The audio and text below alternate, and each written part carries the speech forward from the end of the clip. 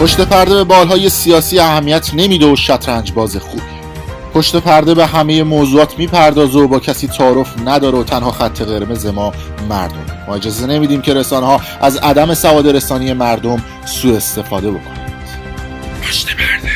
سلام، بنده امین فردین خوشحالم به عنوان یک خبرنگار معاند و مزدور در رسانه پشت پرده با یک برنامه پشت پرده دیگه با شما هستم. چون چند روزی هستش ما داریم در ابتدای برنامه میگیم آقا ما خبرنگار معاند و مزدور رسانه پشت پرده هستیم که دیگه از فردا به کسی بر نخوره، چون یه عده که داخل بودن به ما میگفتن معاند، یه عده هم که خارج بودن به ما میگفتن مزدور. ما هم از همین ابتدا داریم همیشه تکرار میکنیم دیگه ملکه ذهن خیلیا بشه. پس امین فردین هستم، خبرنگار معاند و مزدور رسانه پشت پرده. دیگه همه مشکلات مملکت حل شد. امروز میخوام راجع به آقای بهمن آشنا، نه آشنا که اسم اطلاعاتیش بود موقعی که تو اداره اطلاعات بود، حسام الدین آشنا با شما صحبت بکنیم. آقای حسام الدین آشنا مشاور آقای روحانی هستن.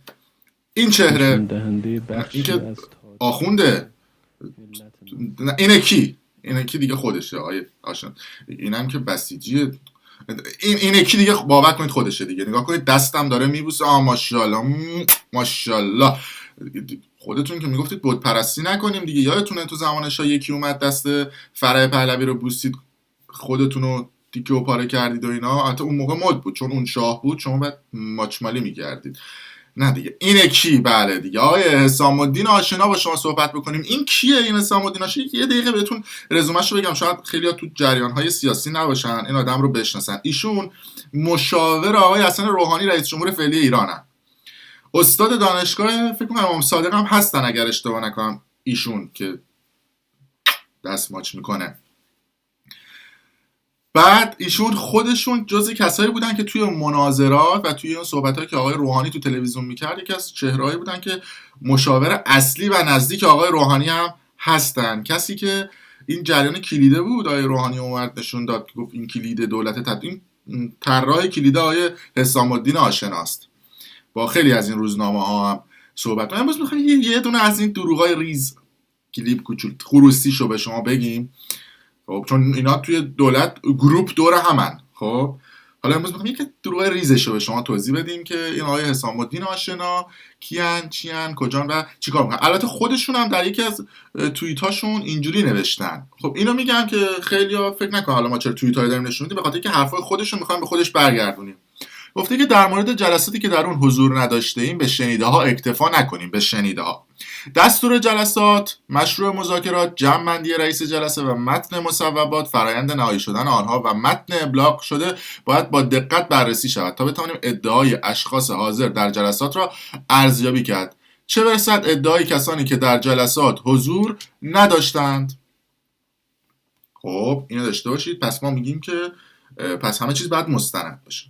یه توییت دیگه این آقای حسام الدین آشنا داشته، همین دیروز پیروز کرده. ببینید وقتی میگم که این اصلاح طلبها و اصولگرا همشون سر تهیه کرباسن و ما به هیچ کدومشون باج نمیدیم، چون اینا هر کی بیاد سر کار پشت اون کی میزنه. اصلاح طلبه بیاد پشت اصولگرا میزنه، اصولگرا بیاد پشت اصلاح طلبه میزنه، گروه با هم بیان بالا، خدا به داد مردم برسه. همین آقای حسام الدین آشنا که مشاور آقای روحانی هم هستن، خودش میگفته من بهمن آشنام. کجا گفته؟ توی یکی از این توییتاش نگاه کنیم.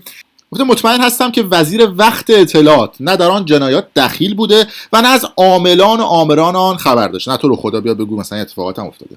راجع به جنایات سال 77 هم میگه دیگه. من در همان سال 1377 در روزنامه‌های انتخاب و جمهوری اسلامی با نام مستعار بهمن شناسا، یا منظورش بود شناسا مطلب لازم را در این باره نوشتم. حالا چه نام مستعار؟ این پرونده به سخت‌ترین و خشن‌ترین وجه ممکن مورد بررسی قرار گرفت. پس شما که اسمت بهمن آشنا بود حالا یهو عوض کردی شدی حسام الدین آشنا، والا نمیدونم دیگه. ولی همین که میگم آقا اینا دعوای سیاسی دارن اینجا مشخص میشه. 24 ساعت پیش اومد یه دونه توییت زده، گفته که احمدی نژاد به روحانی آقای رئیس جمهور را دعوت میکنم در تلویزیون مناظره کنیم. آقای احمدی نژاد گفته که با آقای روحانی بیام مناظره کنم.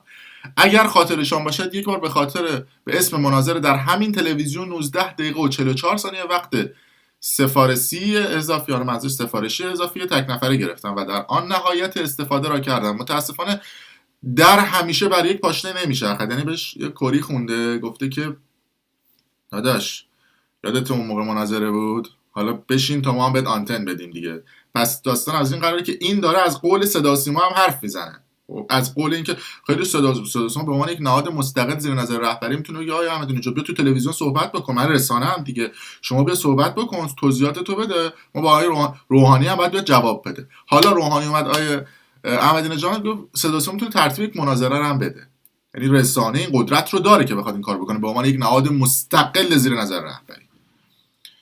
خیلی هم مستقل داریم میبینیم. اما دعوای ما این دعوای سیاسی اینا نیست. حالا این آدم یه بار روحانی بوده، یه بار جنگ رفته، یه بار مثلا دست بوسیده، یه بار مثلا اینجوری عکس منتشر کرده، اینا نیست. ما میخوام یکی از دروغاشو بگیم. چند وقت پیش هشتگی راه افتاد به اسم هشتگ فرزندت کجاست، که توی این هشتگ فرزندت کجاست میپرسیدن آقا شغل بچهای این آقازاده ها، فاضل آبزاده ها و اینا چی هستش؟ یه 4-5 نفر اومدن جواب دادن، بعد این هم شکست خورده به خاطر اینکه رسانه ها پروموت نکردن. اون دستگاه قدرت مثلا این کسایی که لابی قدرت داشتن گفتن یعنی چی فرزندت کجاست؟ من فرزندم امریکاست، بیام بگم فرزندم امریکاست، اسلام و امام انقلاب به خطر میفته. یا مثلا من بیام بگم فرزندم مثلا اروپا داره درس میخونه، نمیشه که عملا این طرح شکست خورد. اما این آقای حسام الدین آشنا با سیاست دروغ گفت. بعد فکر کرد که همه مثل تفکرات خودش کجن، مثلا نمیان یه دفعه چک بکنن چند ماه بعد گندشو بیارن بالا. رسانه پشت پردم خب دیگه با کسی شوخی نداره، یه دفعه خفتت میکنه. اومد توی یه توییت فرزندت کجاست رو اینجوری جواب داد. ببینیم توییت: دو پسر دارم، اولی مهندسی عمران شریف و ارشد حمل و نقل امیر کبیر، هر دو بدون سهمیه عقد کرده و به دنبال ادامه تحصیل است. دومین بچه‌م کلاس 11ه. بعد تگاش هم کی بوده؟ خبر فوری آقای روحانی.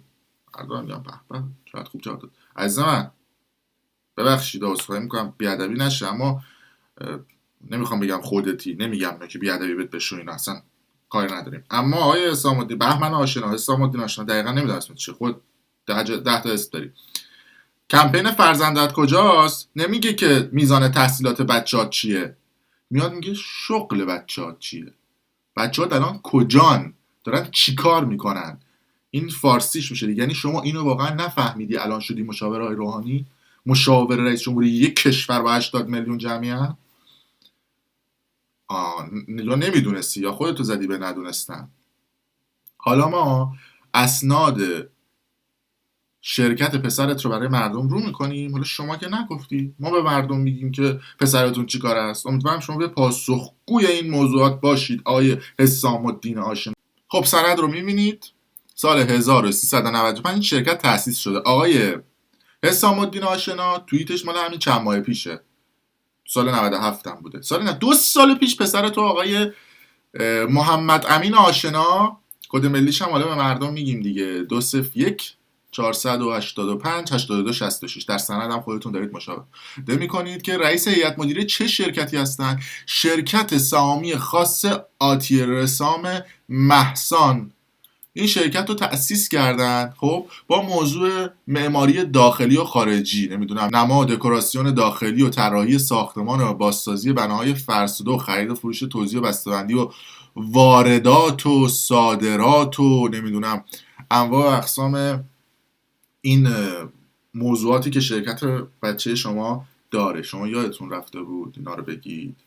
فرزندت کجاست یعنی همین که شما یه پسرتون یه دونه شرکت استراتژیک داره که اکثر قراردادهای مهم وزارتخونه‌ای و قراردادهای میلیاردی توسط پسر شما، شرکت پسر شما انجام میشه. اگر نمیشه خب بیاید توضیح بدید به مردم که مثلا اگه بیاید توضیح بدی خب گند دروغات میاد بالا، پس طبیعتا نمیاد توضیح بدی و تکذیب بکنید. پسرت هم توی سعادت آباد شرکت داره، حالا آدرسشو میخوای به مردم بگم؟ نه، بذار اصلا سربرگ و کارت ویزیت و پاکتنامه و ایناشو به مردم نشون بدید. ببینید چقدر رنگ سبز رو علاقه داره ماشاءالله ایشون. توی سعادت آباد خیابان علامه شمالی نقش کوچه 16 هم پسر شما یه شرکت داره. حالا ما شماره موبایلش هم به مردم میگیم 0912 803 0664.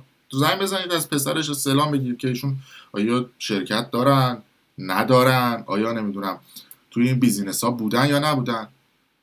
پس شمایی که میگی چیزی رو ندیدید و نشنیدید باور نکنید، ما همین کارو کردیم. گفتی که آقا چیزی از کسی شنیدی از جمله از خود شما، خب باور نکنید. بعد اون جریان بوسیدن دستت بود، تو میگفتی که خودت درات صحبت کردی آیه حسام الدین بهمناش نمیدونم، گفتی که من حاضرم برای حل شدن مشکلات دست نمیدونم مرجع تقلید و نمیدونم هر کسی دیگه هم که هست ببوسم. لطف کنید شما برید توی سرچ بکنید که بت پرستی یعنی چی. بت پرستی، من فارسیم ضعیفه، به قول خیلی ما اومدیم خارج از کشور فارسی نتوان صحبت کرد. بت پرستی یعنی چی؟ چند روز پیشم یه عکس اومده بود بیرون، یه دونه ستون درست کردن نوشتن یوتیوب با سنگ بهش میزدن، میگفتن یوتیوب شیطان. یعنی این تفکرات این آدما من چی بهش میگم؟ یادتونه تو قسمت قبلی گفتم سیاست چوسفیلی، این داستان همیناست. یعنی مردم من نمیدونم اینا چی فرض کردن. خب آیه حسام الدین شما کلا یه تو 10 دقیقه یکی از دروغاتو گفتیم، 10 دقیقه زیادم زمان نبرد، سند بچه‌ت هم نشون دادیم، خیلی راحت خودمونی اومدیم با مردم هم صحبت کردیم. حالا امیدوارم که شما پاسخگوی این موضوعات باشی، یا نه توییت بکن چپ و راست. مرسی. لطفا اگر این ویدیو رو هم دوست داشتید برای دوستان خودتون به اشتراک بذارید، کانال یوتیوب رو پشت پرده رو هم سابسکرایب کنید. حالا اگر از این آدم خوشتون نمیاد ویدیو رو لایک کنید که بالا بیاد، برای دوستان خودتون هم بفرستید. از این کارام نکنید آقای حسام الدین آشنا. مرسی.